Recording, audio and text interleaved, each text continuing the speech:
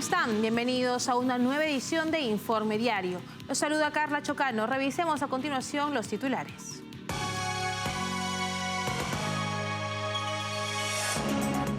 El Fondo Monetario Internacional pronostica una leve desaceleración económica en América Latina y el Caribe este año, principalmente debido a una actividad más lenta en sus principales motores de crecimiento, Brasil y México, ambos liderados por gobiernos del socialismo del siglo XXI.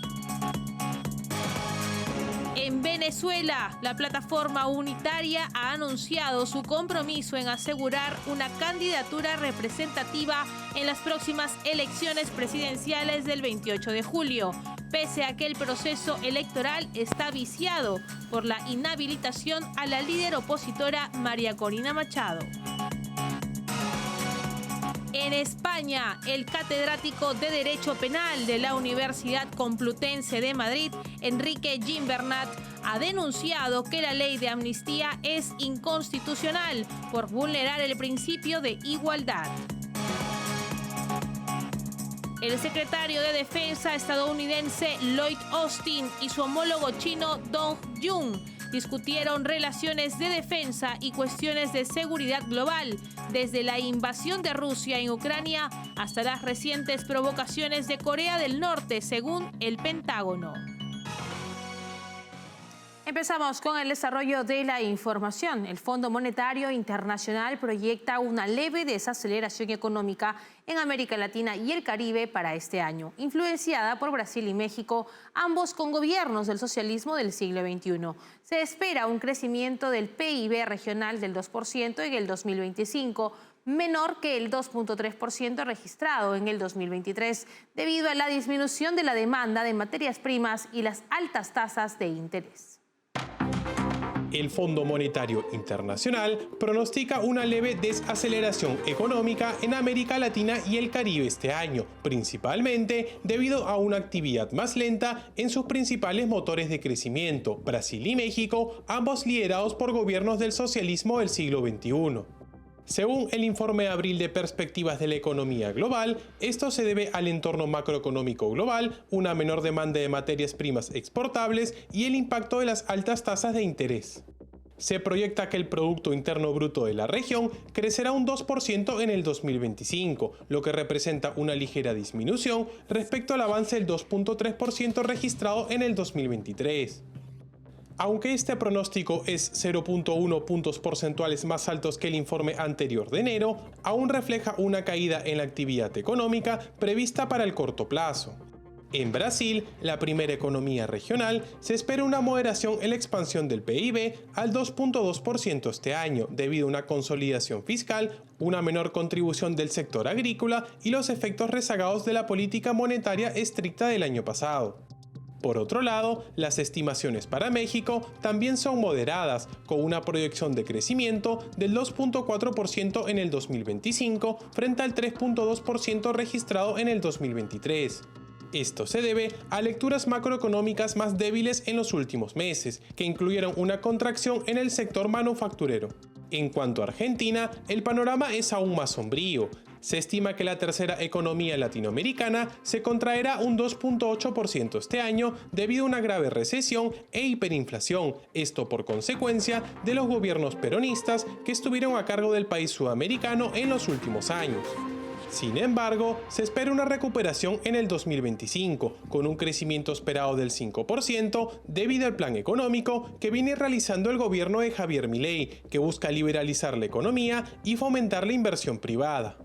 Estas proyecciones reflejan los desafíos económicos que enfrenta la región, pero también señala posibles oportunidades de recuperación en el futuro. Es fundamental que los países latinoamericanos implementen medidas efectivas para estimular el crecimiento y abordar las vulnerabilidades económicas. Y en otras noticias, en Venezuela, la plataforma unitaria democrática, conformada por partidos políticos que se oponen al régimen de Nicolás Maduro, ha declarado su compromiso de garantizar una candidatura representativa en las elecciones presidenciales del 28 de julio. Es relevante señalar que el proceso electoral en Venezuela se encuentra viciado debido a la inhabilitación política de María Corina Machado y la incapacidad de inscribir a su reemplazo, Corina Yoris, lo que resulta en la falta de garantías democráticas para la oposición. En Venezuela, la Plataforma Unitaria Democrática, coalición de partidos políticos opositores al régimen de Nicolás Maduro, ha anunciado su compromiso en asegurar una candidatura representativa en las próximas elecciones presidenciales del 28 de julio. En medio de este proceso, el tiempo apremia, con el plazo hasta el 20 de abril para realizar cambios en las postulaciones. Es crucial destacar que tras la inhabilitación política de María Corina Machado y la imposibilidad de inscribir a su sustituta Corina Yoris, el proceso electoral en Venezuela está viciado por no ofrecer garantías democráticas a la oposición. Delsa Solórzano, presidenta del partido Encuentro Ciudadano, ha brindado una actualización sobre el desarrollo de las negociaciones dentro de la plataforma unitaria. Sin embargo, ha destacado los obstáculos impuestos por el régimen de Maduro, que van en contra de los compromisos establecidos en los acuerdos de Barbados del 2023. Incluso si se confirmara una candidatura, es importante considerar que el proceso electoral en Venezuela ya está viciado, porque el régimen chavista ya incumplió con garantizar elecciones democráticas al inhabilitar a Machado y a su sustituta Corina Yoris. De esta manera, el régimen solo buscaría un candidato al que el dictador Nicolás Maduro podría vencer.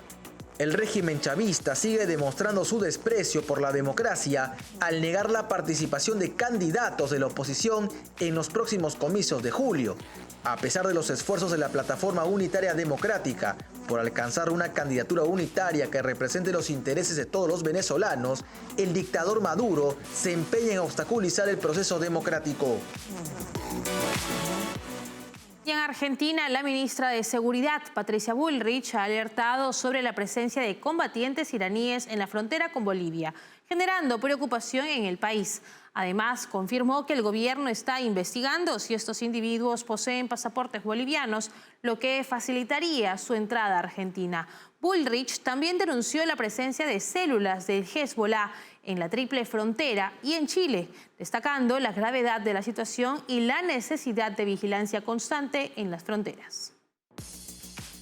En Argentina, la ministra de Seguridad, Patricia Bullrich, ha lanzado una advertencia sobre la presencia de combatientes iraníes en la frontera con Bolivia, generando preocupación en el país. Además, ha confirmado que el gobierno está investigando si estos individuos poseen pasaportes bolivianos, lo que podría facilitar su entrada a Argentina. Según Bullrich, esta situación se suma a la presencia de células de Hezbollah en la triple frontera entre Argentina, Paraguay y Brasil, donde se ha activado un comando operativo. Durante una entrevista con La Nación Más, Bullrich también denunció la presencia de células de Hezbollah en Chile, específicamente en Iquique, donde se descubrieron el año pasado. Algunos miembros escaparon a San Pablo, Brasil. Esta revelación subraya la preocupación por la expansión de la influencia de Hezbollah en la región. Bullrich reconoció el nivel de alerta máxima en la frontera con Bolivia, compartiendo la preocupación de Estados Unidos. Este aumento de alerta se debe a un memorándum firmado entre Bolivia e Irán, así como a la presencia de miembros iraníes de las fuerzas Quds, una rama militar considerada combatiente. Esta declaración de Bullrich revela la gravedad de la situación en la región y la importancia de mantener una vigilancia constante en las fronteras para prevenir amenazas externas. La presencia de grupos como Hezbollah plantea desafíos significativos para la seguridad nacional y regional. Es importante recordar que Irán es conocido por financiar el terrorismo internacional y por tener lazos con dictaduras como la de Cuba, Nicaragua, Venezuela y una relación cercana con Bolivia. Y el ex embajador estadounidense Víctor Manuel Rocha, sentenciado a 15 años de prisión por espiar en favor del régimen cubano, confesó ante los jueces de un tribunal de Miami que su simpatía por el régimen castrista se originó durante sus años de estudios en la Universidad de Yale, donde fue influenciado por la política radical de la época. Esto revela cómo la inteligencia cubana tiene tentáculos en los niveles más altos de la educación en Estados Unidos. El ex embajador estadounidense Manuel Rocha ha sido condenado a 15 años de prisión por espiar para el régimen cubano, un acto de traición que ha generado indignación y repudio en Estados Unidos y que revela el nivel de infiltración de Cuba en Estados Unidos. Rocha, quien confesó haber trabajado como agente encubierto para el gobierno de La Habana durante 40 años, reveló detalles escalofriantes sobre su colaboración con la Dirección General de Inteligencia cubana. Durante su declaración ante los magistrados del Tribunal Federal Wilk Ferguson en Miami, Rocha admitió que su simpatía por el régimen cubano se remonta a sus años de formación en la Universidad de Yale, donde fue influenciado por la política radical de la época.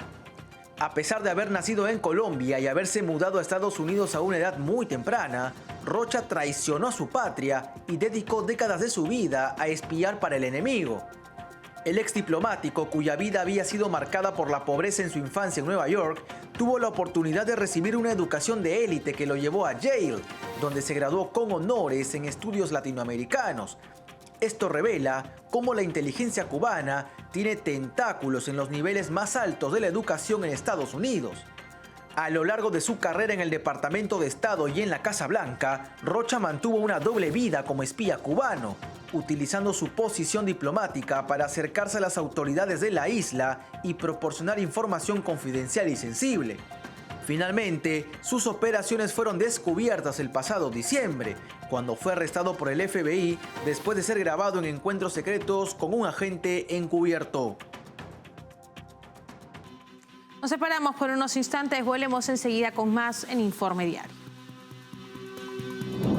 Café Sombra de Pino. Un café diferente que crece a la sombra de pinos en Villarrica. Ya lo saben, Café Sombra de Pino. Un café premium al alcance de todos.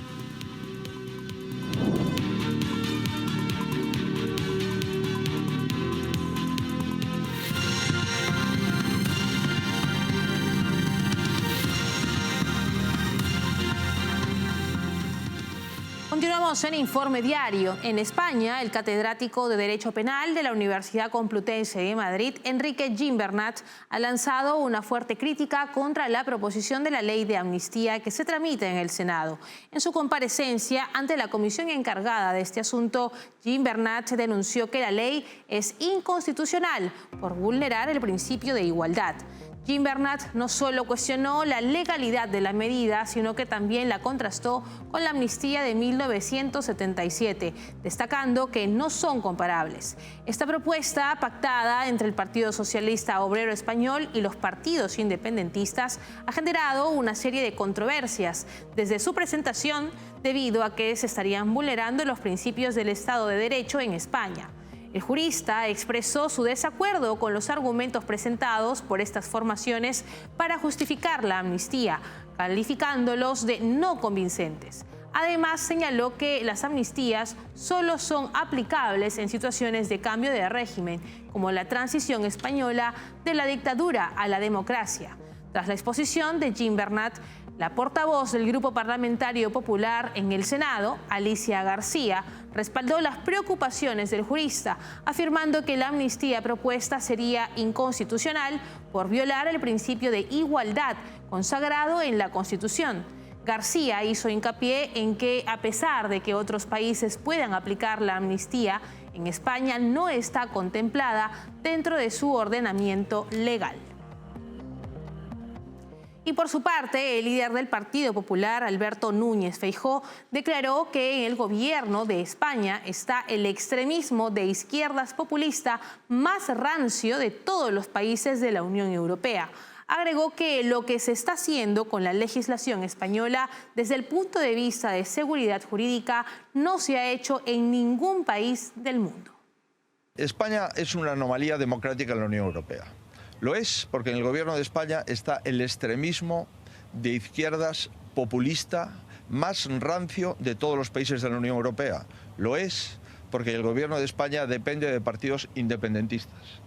Y lo es porque lo que se está haciendo con la legislación española desde el punto de vista de seguridad jurídica no se ha hecho en ningún país del mundo.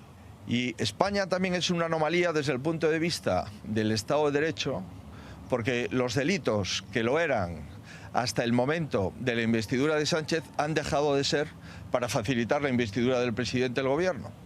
Y si antes la malversación era un delito, o la corrupción era un delito, o la declaración de independencia de una parte de España era un delito, no puede dejar de serlo simplemente porque el señor Sánchez necesita ser presidente del gobierno. Y un nuevo ataque de Rusia en su invasión en Ucrania ha dejado un trágico saldo de 17 personas fallecidas y más de 60 heridas en Chernígov, según las autoridades ucranianas.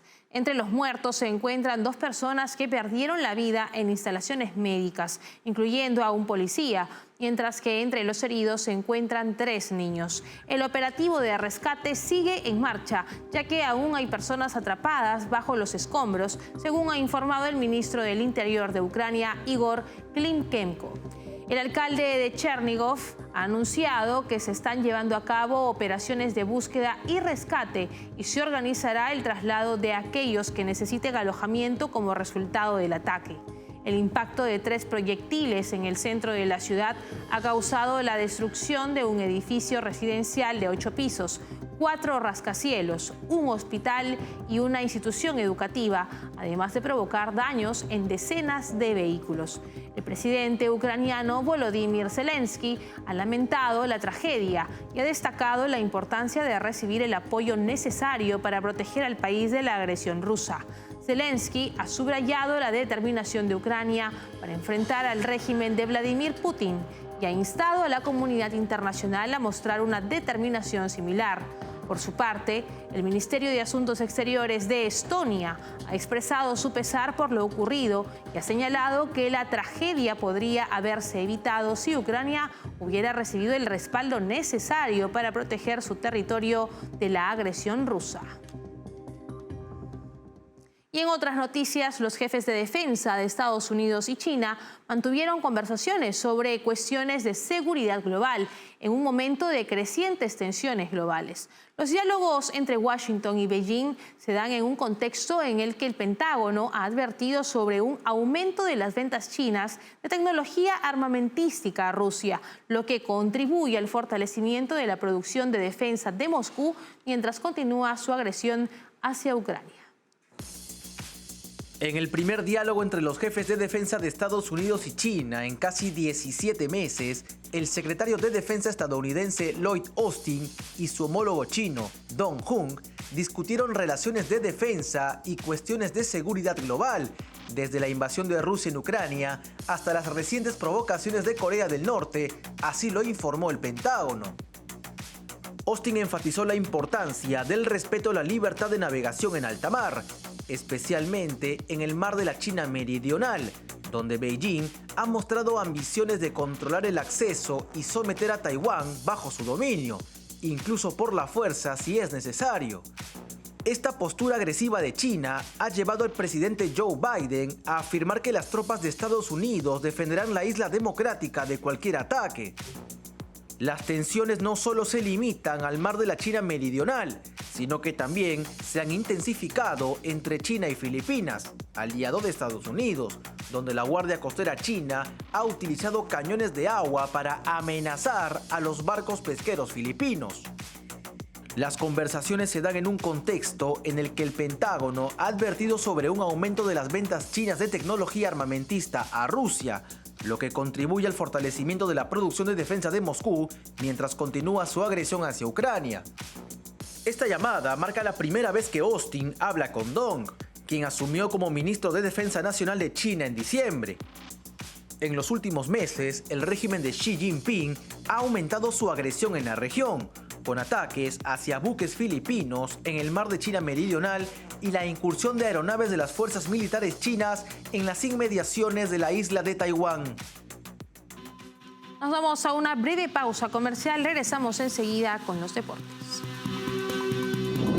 Café Sombra de Pino, un café diferente que crece a la sombra de pinos en Villarrica. Ya lo saben, Café Sombra de Pino, un café premium al alcance de todos.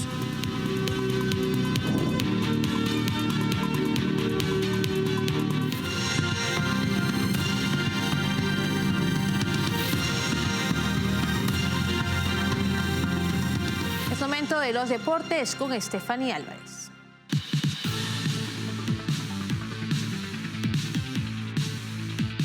Muchas gracias, Carla. Nosotros comenzamos nuestro bloque deportivo contándoles que a medida que nos acercamos a los Juegos Olímpicos de París 2024, que están a solo 100 días de distancia, Francia se compromete a estar a la altura del evento a pesar de enfrentar múltiples desafíos.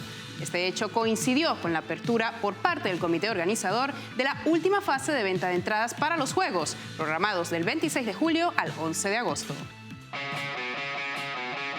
A tan solo 100 días para la inauguración de los Juegos Olímpicos de París 2024, ya se pusieron a la venta 250,000 entradas para las 32 disciplinas convocadas. La cantidad de boletos adquiridos ya superó los 8 millones. El deseo de inaugurar los Juegos en el río Sena como telón de fondo sigue siendo una opción privilegiada, aunque el riesgo de terrorismo plantea obstáculos para este plan. El gobierno ha considerado opciones alternativas, incluida la posibilidad de celebrar la ceremonia en la Plaza de Trocadero o en el Estadio de Francia. Otro desafío importante es garantizar que el río Sena esté en condiciones de ser utilizado para eventos acuáticos, como la natación y el triatlón. Recientes informes sobre la contaminación del río han generado preocupación. A pesar de estos desafíos, Francia está decidida a cumplir con éxito como anfitrión de los Juegos Olímpicos, mientras que el mundo espera con anticipación y entusiasmo el comienzo de esta celebración deportiva internacional. Vamos al tenis porque Marco Trungelliti continúa demostrando su calidad en el Abierto de Barcelona al conseguir una de sus mejores victorias en el torneo. El argentino venció en sets corridos al chileno Nicolás Jarry, clasificándose para los octavos de final. En una batalla que fue cerrada, Trungelliti logró imponerse en el primer set en un tie-break emocionante, mientras Jarry buscaba dominar con sus tiros perfectos y el argentino se mantuvo sólido en el fondo de la cancha, variando las alturas y esperando los errores de su oponente. Aprovechando cada oportunidad, Trungelliti se llevó la primera manga por 7-6. En el segundo set, Trungelliti trasladó las buenas sensaciones y aprovechó los errores de Jarry para conseguir un rápido quiebre y tomar una ventaja de 3-0. Manteniendo la intensidad y la solidez en su juego, el argentino cerró la segunda manga por 6-3. A pesar de no aprovechar un match point desde el resto, Trungelliti finalmente selló su victoria con su saque, asegurando su lugar en la siguiente ronda del torneo. Y con esta destacada actuación, el argentino sigue demostrando su calidad en el circuito ATP. En el fútbol continúan las acciones en Ecuador del Sudamericano Femenino Sub-20. La selección de Colombia busca seguir con paso perfecto al enfrentar a Bolivia, que no suma puntos en el torneo. Y en otro partido, la selección de Brasil, que también tiene números perfectos, enfrenta a una Venezuela obligada a sumar puntos para seguir en carrera a la clasificación del grupo final. La selección de Colombia enfrenta por la fecha 4 del Grupo B a Bolivia. El representativo cafetero suma 2 triunfos ante Chile y Venezuela. Además, tiene 6 goles a favor por 1 en contra. Mientras tanto, Bolivia llega con 3 derrotas consecutivas ante Chile, Brasil y Venezuela. Las altiplánicas tienen 9 goles en contra y ninguna anotación a favor. El Campeonato Sudamericano Femenino Sub-20 se celebra en el Estadio Alberto Spencer de Guayaquil, Ecuador, y otorgará 4 cupos al Mundial de la categoría que se disputará este año en Colombia, por lo que las cafeteras ya están clasificadas automáticamente. En otro partido, la selección de Brasil, líder del mismo Grupo B, llega tras 2 victorias ante Chile y Bolivia para enfrentar a Venezuela, que marcha en la tercera posición tras derrotar a Bolivia y perder ante Colombia. Las dirigidas por Pamela Conti quieren sumar de a 3 ante las brasileñas, favoritas para ganar el torneo sudamericano. La Vinotinto acumula 7 goles a favor por 4 en contra y su actual posición en el grupo les da esperanzas de clasificar al grupo final.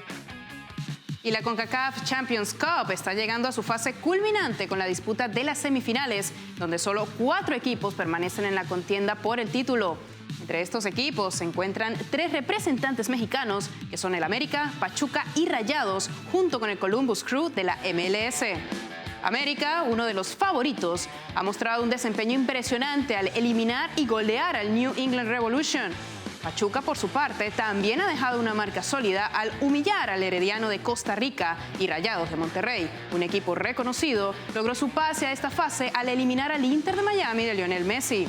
Por último, el Columbus Crew, el único equipo de la MLS en la competición, avanzó tras vencer en penales al Tigres, del técnico uruguayo Siboldi. Las semifinales prometen ser emocionantes, con enfrentamientos entre equipos mexicanos y estadounidenses. En el primer partido de ida, América se enfrentará al Pachuca el martes 23 de abril en el Estadio Azteca, mientras que el Columbus Crew se medirá contra los Rayados en el Estadio Lower.com el martes 24 de abril. Estos partidos no solo representan una oportunidad para los equipos de avanzar a la final de la CONCACAF Champions Cup, sino también para demostrar su habilidad y determinación en la competición regional más prestigiosa de esta región. Y con esto llegamos al final de nuestra información deportiva en Informe Diario. Café Sombra de Pino. Un café diferente que crece a la sombra de pinos en Villarrica. Ya lo saben, Café Sombra de Pino. Un café premium al alcance de todos. Hemos llegado al final en esta edición de Informe Diario. Para obtener más información, escaneen el código QR que aparece en este momento en sus pantallas. No se olviden que estamos en www.grupotvl.com. Síguenos también en Twitch como TVL-ESP. Escúchenos a través de Spotify como TVL en español y suscríbanse a nuestro canal de YouTube, donde podrán encontrarnos como TVL en español. Nos encontramos mañana. Permiso.